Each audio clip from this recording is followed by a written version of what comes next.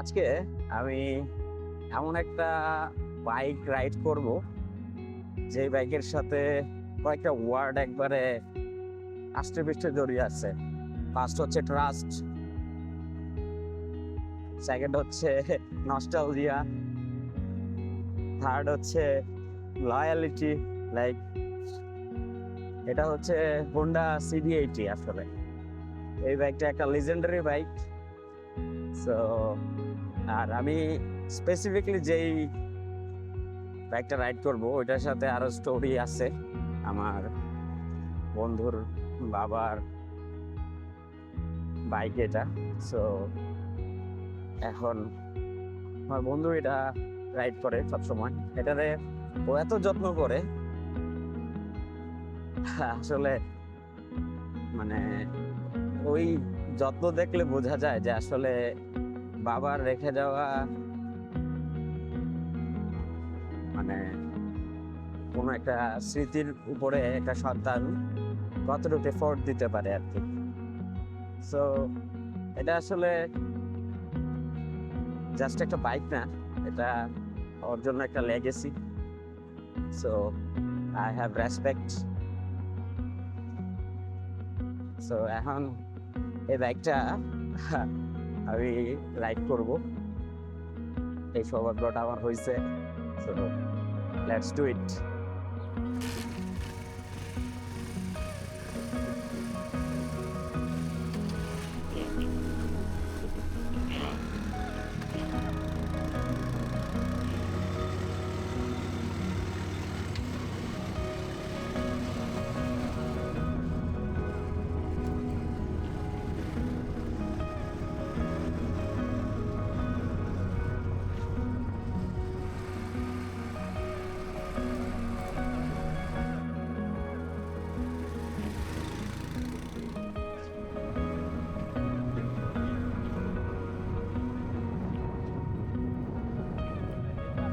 Uncle এটা কিনছিল 2004 সালে। তাহলে 22 বছর হয়ে গেছে বয়স। 22 বছরের পুরান একটা সাইকেল চালাইতেছি, মানে বাইক চালাইতেছি, এটার কোনো ফিলিংসই ওরকম নাই, মনে হচ্ছে যে একবারে নতুন। ঠিক আছে, এটার ইঞ্জিনের যে কন্ডিশন বা যে সাউন্ড, তাতে ওয়াও, মানে এত স্মুথ। ওয়াও, রাস্তা অনেক ভাঙাচোরা রাস্তা, কিন্তু তাও কোনো বোঝার উপায় নাই যে এটা ভাঙাচোরা রাস্তা।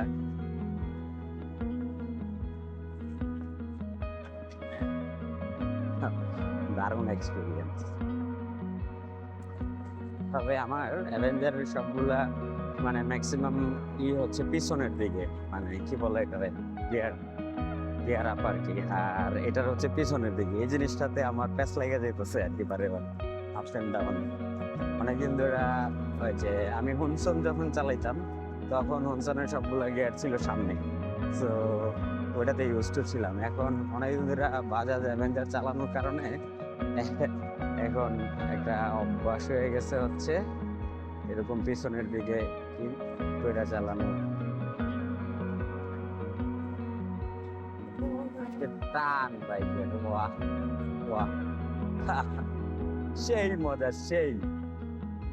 ছোট বাইকগুলোর সবচেয়ে মজা হচ্ছে যে ম্যানুভার, এক জায়গা থেকে আরেক জায়গায় সরাইতে ঠাস ঠাস করে সরে যায়, মানে জিগজ্যাগ। ওয়াহ, এটা নিয়ে রাহুল প্রায় অফ রোডে যায়। অফ রোডে এটার একটা আলাদা পিনিক আছে। তো বাহ, আমরা এখন চম্পা লেকের দিকে যেতেছি। সো রাস্তাটা, ও মাই গড, সেই সেই।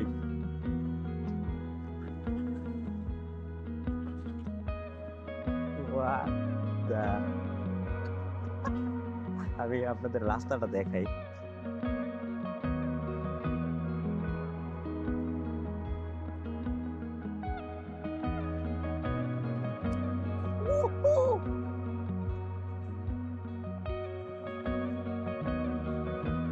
বাইক তো একবারে ময়লা হয়ে যাবো।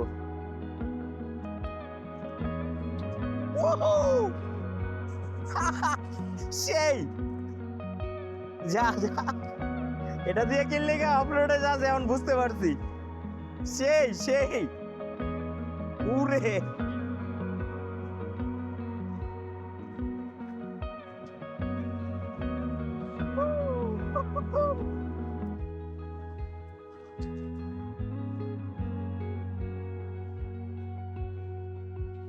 Fuck the road, man.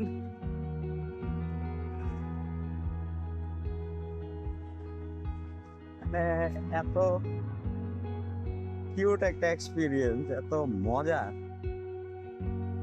যারা যারা আপনারা সিডিএটি ওন করেন বা সিডিএটি রাইডিং এক্সপিরিয়েন্স আছে তারা নস্টালজিক হয়ে যাবেন। I know. দারুণ। ওকে,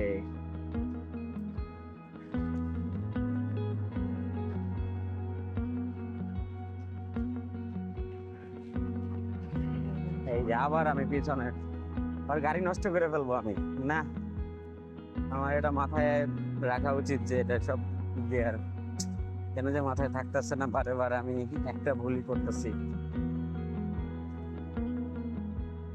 ওয়াও,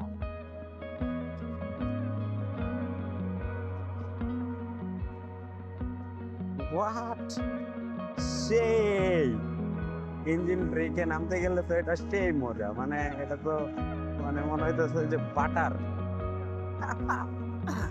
সেই সেই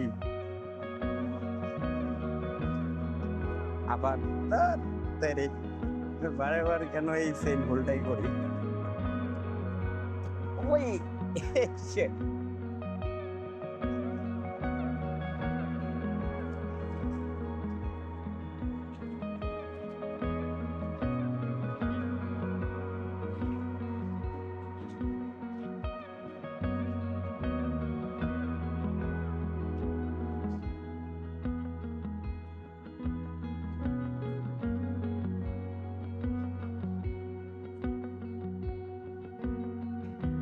Oh shit.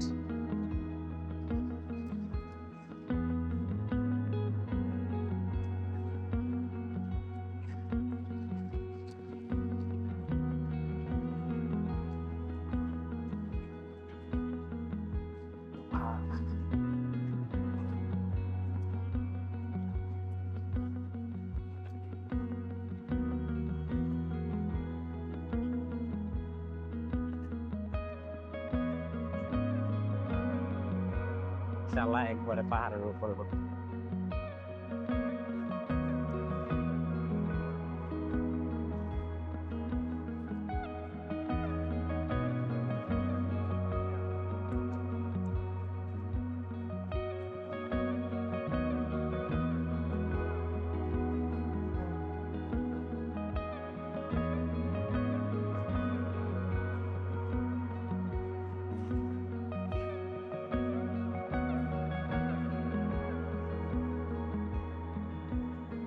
Whoa.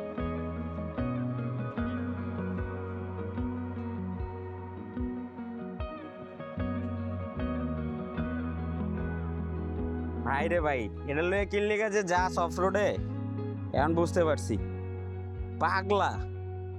ꯑꯁꯤ ꯁꯥꯏꯀꯜꯁꯤꯒ ꯑꯩꯅ ꯊꯧꯕ ꯍꯩꯔꯛꯄꯗꯨꯒ ꯑꯩꯅ ꯃꯐꯝ ꯃꯌꯥꯝ ꯑꯃ ꯀꯣꯏꯔꯛꯄ আচ্ছা, ꯇꯧꯗꯤ ট্রান্সলেশন কি? ট্রান্সলেশন হ্যাঁ ট্রান্সলেশন কি? তোর এই সিডিএটি মানে তুই ফার্স্ট এটা কোন দিন চালাইছস? ফার্স্ট হইল গিয়া আমি ক্লাস 8 বা 9 এ থাকতে আর কি। হ্যাঁ। এই 8 বা 9 এ থাকতে এখন আমি আমার একটা ফ্রেন্ডের কাছে বাইক চাইছি বা বলছি যে মানে এখান থেকে একটা জিনিস পিক করতে হবে, হ্যাঁ হ্যাঁ তো একটু চল আমার সাথে। হ্যাঁ তো সে আমারে একটা ঝাড়ি দিল আর আমি তো বাইক চালাতে পারি না। হ্যাঁ।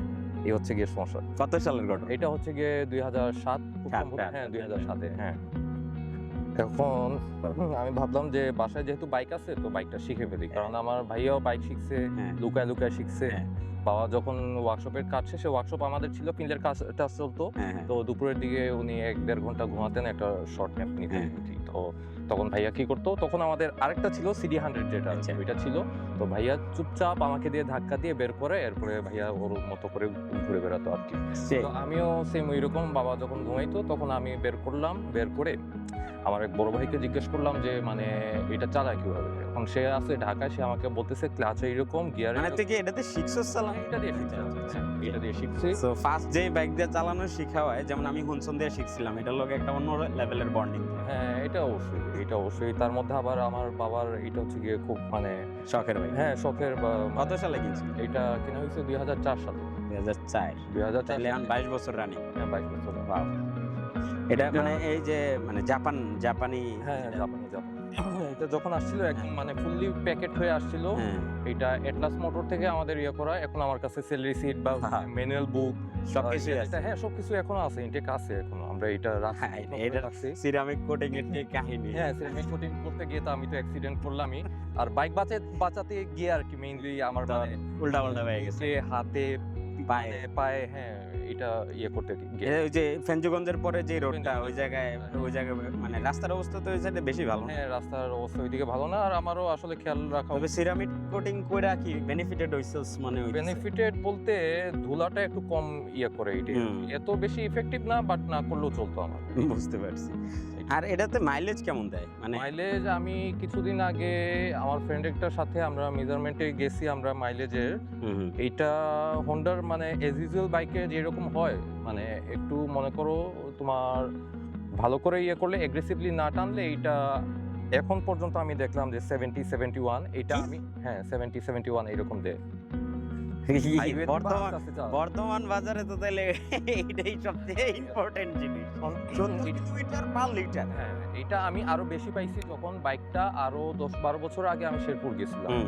তখন আমি মাইলেজ চেক করে দেখলাম যে 80 পর্যন্ত। ও মাই গড, সিডি 80 কিলোমিটার যায়, এই টাইপ অফ থিং। হ্যাঁ, এটা সিডি নামটার পেছনে হচ্ছে কি মানে যে মিনিংটা, এটা হচ্ছে ক্যাশ ডিপোজিট। ক্যাশ ডিপোজিট মানে এটা কিনা মানে একটা অ্যাসেট, এটা মানে টাকা সেভ হইতেছে, প্লাস এটাও একটা অ্যাসেট হয়ে দাঁড়াচ্ছে এরকম।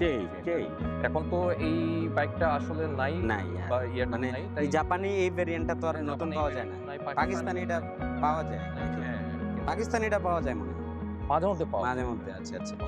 তবে পাকিস্তানিটা একটু গুলুমুলু নাকি? ওটা একটু মানে সাসপেনশনটাও বেশি করে মনে হয় ওটা। ওইটা একদিক থেকে ভালো, এটা আরেক দিক দিয়ে এটা অফরোডে লেগে বিস্ট। ওইটাও ভালো। অফরোডে করা যায়। এটার পাওয়ার একটু এটার থেকে ভালো। আচ্ছা আচ্ছা। ওইটার আর কি কিন্তু এটারে দেখলে মিনিমালিস্টিক একটা Minimalistic, জাপানি একটা হ্যাঁ, কনসেপ্ট আছে না? মপেড টাইপের। হ্যাঁ, মপেড বা জাপানি একটা কনসেপ্ট আছে না, ওই যে সবকিছু একটু মিনিমাল। এই জিনিসটার উপরে এটা মানে এই বাইকের ডিজাইনটা দেখলে পাকিস্তানিটাতে পাকিস্তানিটাতে ওই যে একটু হ্যাঁ, মানে ওই যে কার্ভ, পাকিস্তানের এরা কার্ভ নিয়ে এটা আসে। যেখানে যার ডিমান্ড আর কি, এইটাই আর কি। তো এখন এই বাইক তোর কাছে কি মিন করে আসলে? এটা আসলে বাবার বাইক, এখন আমার মনে হয় এটা আমার আরেকটা ভাইয়ের মতো মনে হয়।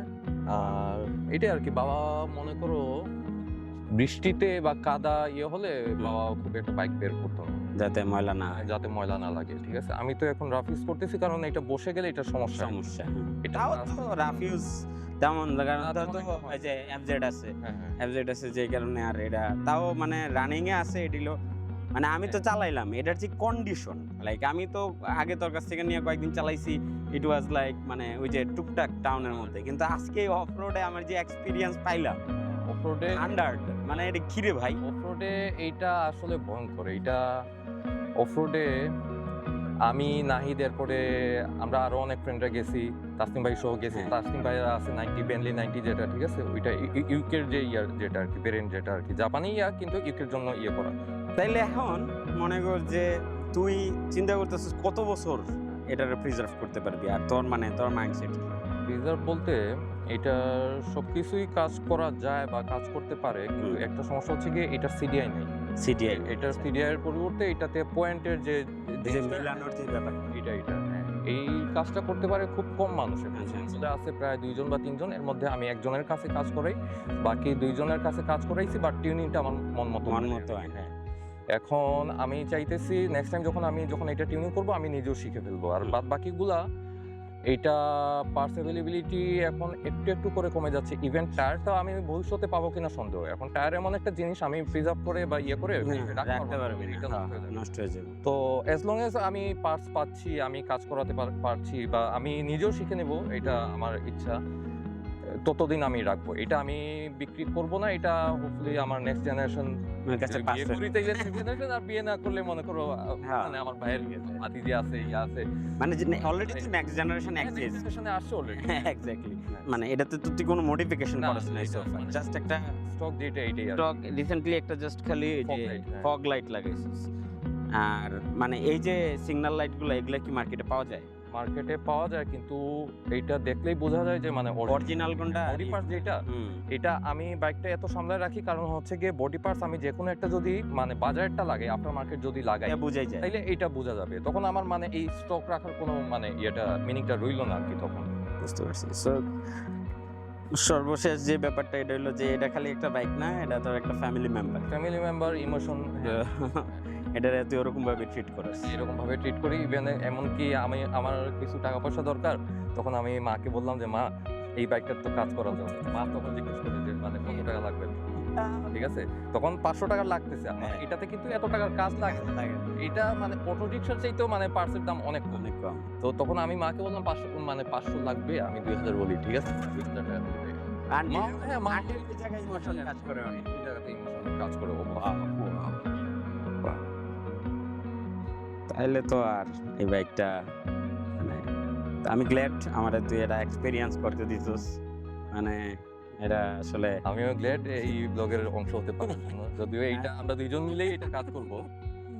আরেকটা তুই কথা তো সব লোকেই থাকোস, মানে বিহাইন্ড দ্য সিনস থাকোস বা মানে আজকে মেইন ক্যারেক্টারে আসছে দেখি। তো আরেকটা কথা, এটা হচ্ছে কি আমাদের বংশ বাইক। হ্যাঁ। বংশ বাইক কিভাবে আমাদের বংশে এটা 11টা আছে। কয়টা? 11টা। ওয়াও, মানে সবাই এই বাইকের প্রতি সবাই একটা দুর্বল বাইকের পয়েন্ট আছে। weakness, হ্যাঁ। হ্যাঁ। এখন জাস্ট একটা রানিং, ওইটার অবস্থা একটু খারাপ কারণ ওদের আরো 2টা বাইক আছে। আচ্ছা আচ্ছা আচ্ছা, মেইনটেইন করতে ঝামেলা। মেইনটেইন করতে মানে ওই কাজ নিয়ে ঝামেলা। তো আর আমারটা হচ্ছে কি আমি তো সময় আর ইঞ্জিন অয়েলের কি এটা? ইঞ্জিন অয়েল হচ্ছে গিয়ে এইটা 2050, এইটা মিনারেলটাই ইয়ে করি, বুঝছি, 6.5 ml লাগে আর কি। বাদ বাকি- কতদিন চেঞ্জ করা লাগে, কত কিলোমিটার পর? এটা আমি বাইকটা তো সবসময় বলতে গেলে ফেলে ফেলে রাখা। ফেলে রাখলেও তো এটা অনেক সময় ইয়ে হয়ে যায়। তো এই জন্য আমি ইয়ে করি, মানে অয়েলটা চেক করি, অয়েলটা চেক করে আমি মনে দেখা করি- মানে এটা দেখে যখন- বুঝা, হ্যাঁ, টেক্সচার বুঝা চেঞ্জ। এটাই আর কি। আদারওয়াইজ আমার ইঞ্জিনের কাজ করানো লাগে নাই, ক্লাস প্লেট চেঞ্জ করছি, আর টুকিটাকি ব্রেক প্যাড, সেই প্লাগ টাগ এগুলা তো ইয়ে না, করি। এটা চালালে মনে হয় না যে এটা মনে কর যে পুরান বাইক। হ্যাঁ। মানে এটার যে রেসপন্স, ভাই রে ভাই, অস্থির। রেসপন্স ভালো, মানে হিলে ভালো, আর হ্যাঁ সবকিছুই running, meter running, signal light, back light সবকিছুই ইয়ে করতে। আচ্ছা, মানুষ তো তোর নামই জানে না। ও মাইসেলফ রাহুল। রাহুল নাম তো সিনহা, শোনাই। নাম তো শোনাই হোক। ও মাই গড। তাইলে আজকের মতো আমরা এই জায়গায় বাইকের স্টোরি এন্ড দেই। বাইকের স্টোরি এন্ড হবে না, বাইকের স্টোরি আরো হবে আর কি। মানে আজকের মানে আজকের জন্য, হ্যাঁ, এপিসোড বন্ধ। এটাই। ওকে, হ্যাঁ, সেই থ্যাংক ইউ। সেই